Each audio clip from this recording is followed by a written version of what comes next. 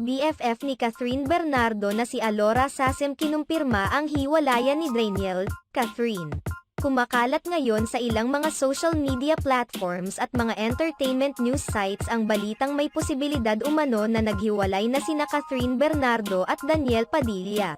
Dahil sa pagputok ng balitang ito, marami sa mga Kathniel fans ang nagtatanong kung may katotohanan nga ba ang isyong ito o kaya naman ay pawang kathang-isip lamang ng mga taong pilit na pinapabagsak ang tambalan ng dalawa.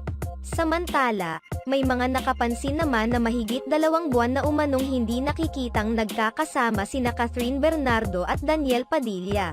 Naging abala si Catherine Bernardo sa pagpopromote sa kanyang movie kasama si Dolly De Leon na A Very Good Girl. May mga nakapansin din na tila hindi man lang umano tumulong si Daniel Padilla sa pagpopromote sa nasabing movie ni Catherine kahit i-post man lang ito sa kanyang social media. Hindi rin umano nanood si Daniel Padilla nang i-launch sa mga sinehan ang pelikulang pinagbibidahan ni Catherine Bernardo kahit wala naman siyang katambal rito. Maging sa pagbabakasayo ni Catherine Bernardo sa Indonesia ay hindi niya rin kasama si Daniel Padilla, tanging ang kanyang malapit na kaibigan na si Alora Sasem lamang ang naging partner niya roon. Naging masaya naman ang pagbabakasayo ng dalawa sa Indonesia. Marami silang ginawang enjoyable moments para mas ulit talaga ang kanilang pagbabakasayon.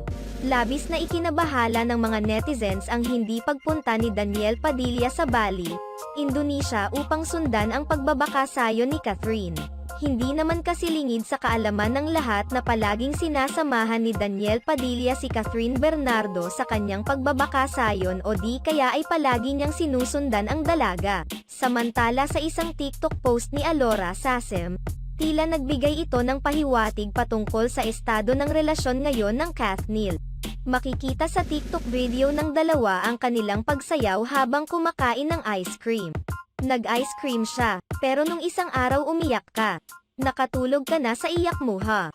Lalo itong nakadagdag sa pangamba ng kanilang mga fans na may hindi magandang nangyayari o kaya naman ay may tampuhan ng dalawa. Sa ngayon ay naging usap-usapan din ang pagkakaugnay nina Daniel Padilla at Andrea Brillantes na umano'y palihim na nagkikita mula pa noong nakaraang taon habang sina Seth Ford-Ilen pa at Andrea Brillantes ang magkasintahan. Sa kabilang banda, hindi pa nagbibigay ng pahayag sina Daniel Padilla at maging si Catherine Bernardo hinggil sa isyong ito. Salamat sa inyong panonood sa aming video. Maaaring mag-subscribe sa aming channel o i-follow ang aming Facebook page para updated kayo sa mga latest news. Ilagay ang iyong komento sa ibaba at atin yang babasahin sa next video.